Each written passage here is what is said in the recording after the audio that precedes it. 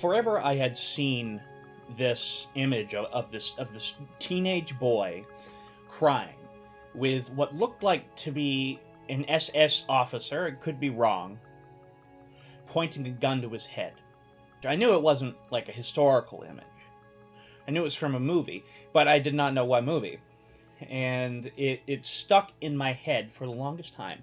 And little did I know, it was from this movie, Come and See, directed by Elem Klimov, and cinematography by Aleksey Rodionov, which I probably butchered their names because I am not good at Russian at all. Come and See, made in 1985, is quite frankly a very simple movie. A boy finds a rifle and tries to join the Red Army, only to witness the brutality of the Nazis and the horrors of war. Experience the honor of war and then realize that there's no honor at all. That's actually kind of a typical story. But this film brings out a real sense that you are with this boy. You are there with him, and you see what he sees. Now, unfortunately, this movie, Come and See, again made in 1985, gets roped into the exploitation genre for showing its brutality. And it's very similarly done to, very similarly approached like a film that the Chinese made called Men Behind the Sun, which is about the Japanese scientific experiments in World War II in China, specifically Unit 737, something along that line.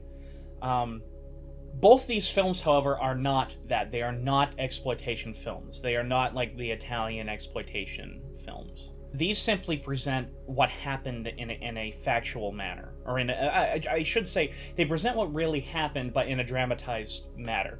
That is why the brutality in this movie, Come and See, is more shocking than most. And the graphic imagery remains in your head.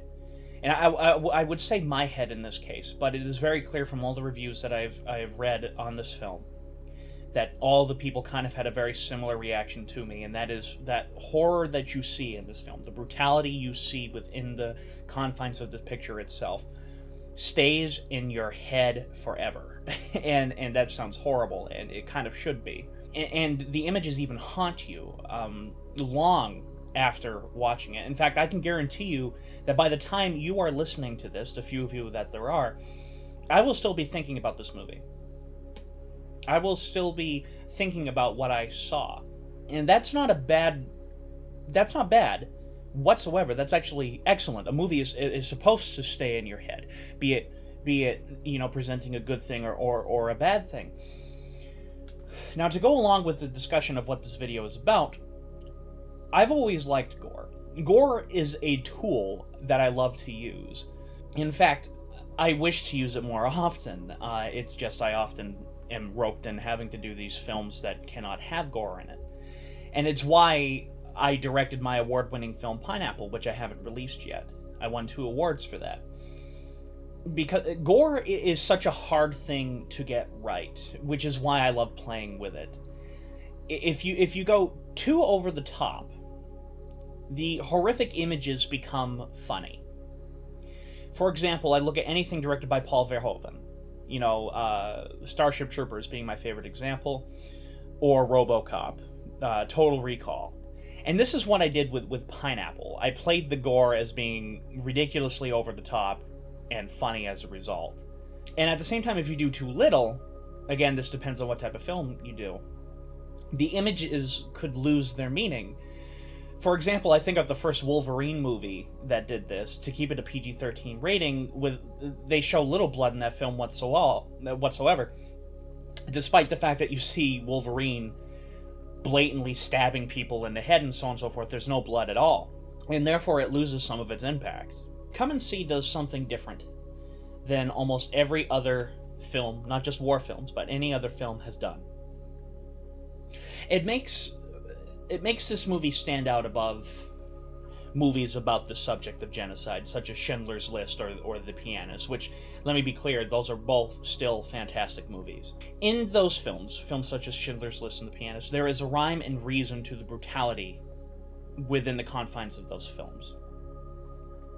You meet these people, you feel bad for their losses, almost like a movie. Don't get me wrong, but trust me, I'm getting somewhere with this. You meet these people, and you witness the brutality of the Nazis. For example, you root for Oskar Schindler in Schindler's List to be the hero, and you cry with him, or for him, at the end when he says, "I could have saved one more." Which is fine, and it's amazingly well done in that film, Schindler's List. I can't say that enough. That's a really great film. But to name a non-war film that does this, look at the original Godzilla, directed by Ishiro Honda. A superbly brutal film for its day. There is a rhyme and reason to the killings, punctuated by music, or glorified, for the lack of a better term, by shots positioning, but by how the shot is positioned, how the cinematography looks, how the lighting is, and how long takes last on screen. My favorite example of this is the camera deliberately pushing in to get a closer shot of the mother holding her children as the flames slowly consume her.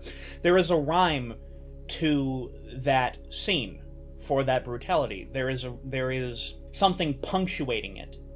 There's something bringing it forward, that brutality presented in that sequence.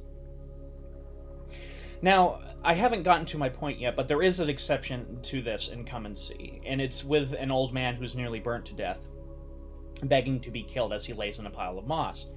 It is a powerful scene, don't get me wrong. It just goes kind of against what the rest of the film seemed to be going for. And maybe I'm wrong for what I'm about to say. I don't know. I'm just some asshole talking into a microphone.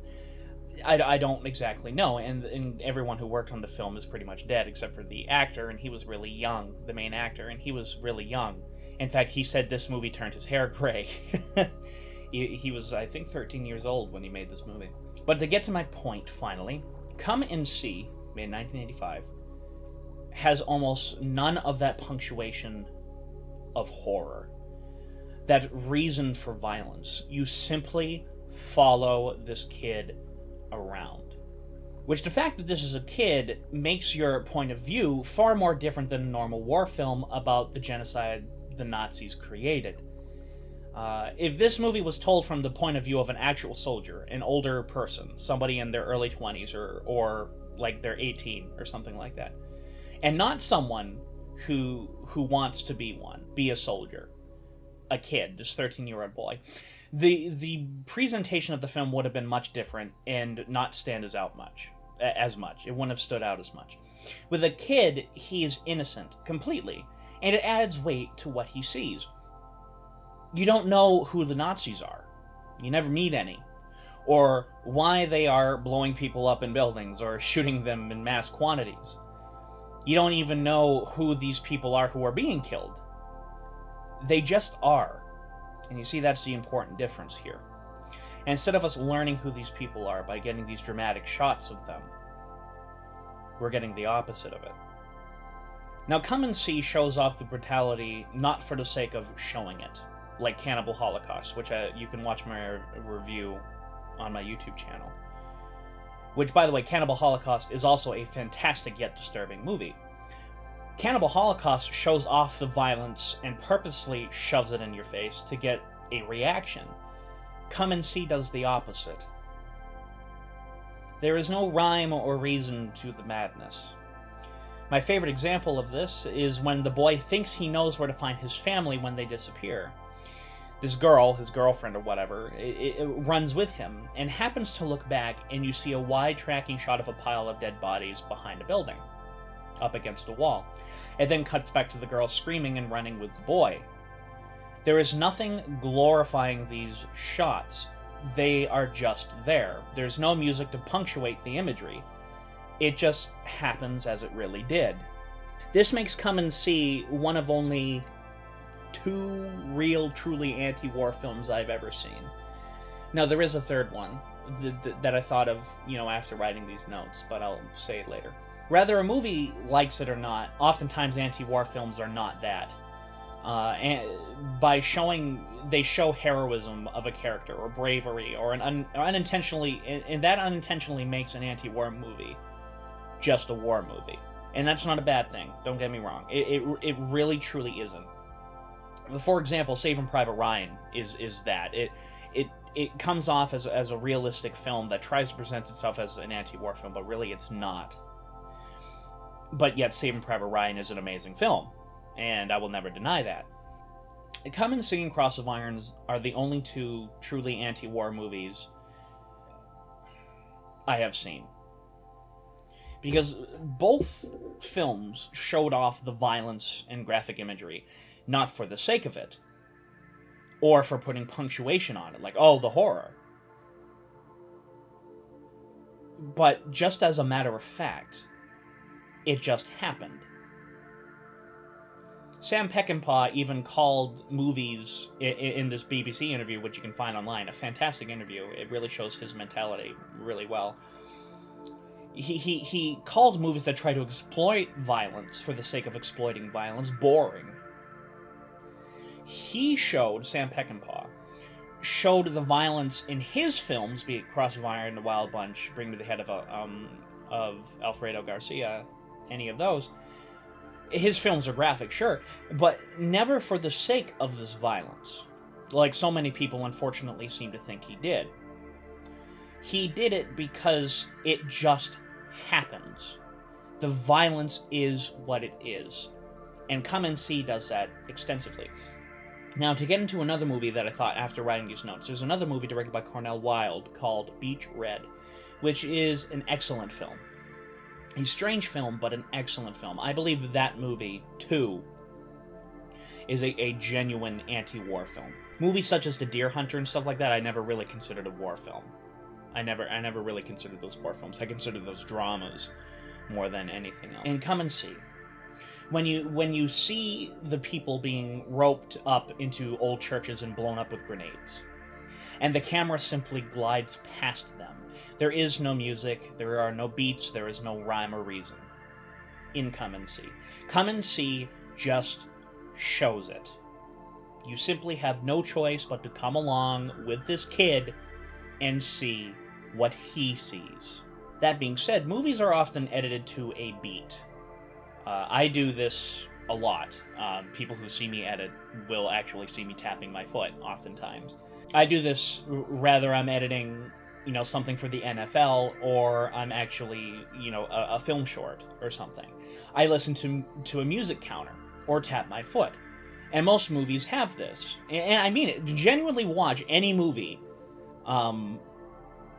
any random movie, just pop it in, and I'll guarantee you there is a beat to each shot, to when a shot cuts, to how it is cut. There is a rhyme to the cut. It cuts on a beat. It may change speeds, it may change tempo, and so on and so forth, but it's still there nonetheless. It doesn't have to be the same over the course of the entire film. Come and See has none of that, opting instead for these long Steadicam shots that linger. And the slaughter scene towards the end, in particular, rarely cuts. To the point that when it does, it's jarring, and actually makes you jump. It kind of reminds me of, in Stanley Kubrick's The Shining, all of a sudden you see these characters walking, then it'll cut to a black screen that says Tuesday, and it'll make you jump, because you're just witnessing what's going on screen. Come and See is very much so the same thing. Every time the camera cuts, specifically during the slaughter sequence, it does jar you out of the moment, and it is done very deliberately. It does jar you out, and it does make you jump. There's one cut in particular that happens after the Germans start using flamethrowers to burn down the churches. That sequence, there's a few cuts in there that genuinely make you jump, and then towards the end of the film, there's some great split-focus diopter shots, which by the way, this movie proved me wrong on several things. Split-focus diopter shots are just that, and I love these shots. Pineapple uses them a lot. It is when you have two focal points on a shot instead of just having your standard one. I love these shots, and they often are used to create tension. Like, you have one character in the foreground, and that creates, he's in his own world while all this stuff is happening in the background. And I love these shots. My films would be full of them. The Godzilla saga, if I ever made those into films, would just be chock full of them. Robert Wise used these a lot, specifically the Andromeda strain, which I have hailed to no end. But normally I don't like those shots used in anything in a widescreen aspect ratio less than 2:00 to 1. Anything 2:00 to 1 and over, so like 2:35 standard cinema look, cinemascope look, I tend to like it better than if it doesn't have them. This film was shot in a 4:3 aspect ratio, a 1:37 to 1 aspect ratio. And this movie, towards the end, has a lot of these really interesting split-focus diopter shots, and they look amazing. But it also was very well done, because the shots are very deliberate. They are meant to kind of jar you, like this kid is in his own universe while there's all this shit happening behind the scenes. That's what a split diopter is supposed to do, and this movie does that extremely well. Well, going back to the fact that the cuts are jarring, this is done for a reason. It reminds you of what you are seeing. It reminds you that you are coming along and seeing these horrors without knowing much of why or what reason. This violence you see as, you know, his girlfriend or that girl gets dragged away screaming into a truck full of Germans, and then stumbles back, blood dripping between her legs and her nose is broken, is just that. It is there. You have to come and see, which is why I think that the title of the movie is genius. Which I know it's a reference to a passage in the Bible as well, but I think it can work this way as well. In fact, I actually think they mean pretty much the same thing. You have to come and see. And when the Soviets capture a bunch of Russians who collaborated with the Germans, and you watch them too get slaughtered in brutal ways, there's no rhyme to it. There's no reason to it. It just happened. You really don't know who these boys and men are, other than the snippets of dialogue we hear mixed with the constant shouting and cacophony of those around them. And when we see them get killed, it just happens. We move on. It's what happened. You just had to come and see. And that's the beauty of this film. Beauty, and I mean that too, in the utter most respectful way.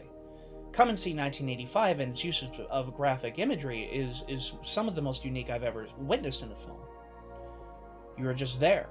It presents it not as a punctuation. It does not present it as a reason. It presents it as a fact. And that's almost more terrifying in many ways than presenting it normally, you know, as a normal film would, punctuating that horror. Not punctuating it made it more terrifying and makes it stick out in your mind even more. And I can't recommend this film enough. You can watch it on YouTube on Mosso Films. It is subtitled in English, split into 2 parts. Mosso Films uploaded it. It's a phenomenal film. It really is. Just a phenomenal film, and I can't recommend it enough. So that being said, go on Facebook, like AN Productions for all up-to-date information on what we're doing there. Hit the subscribe button. Leave a comment telling me what you think of Come and See, or a movie which features graphic imagery that either goes along with what I said or does not. It goes along with the opposite. A reason why what I was just talking about doesn't work, or so on and so forth. I would love to hear it. And again, one of the things that I love about this media is that nothing is black and white. It is a very awesome shade of gray. Like the Godzilla Saga on Facebook for all up-to-date information about how those novels are going. And in the end, this is Adam Noyes of AN Productions saying, sayonara.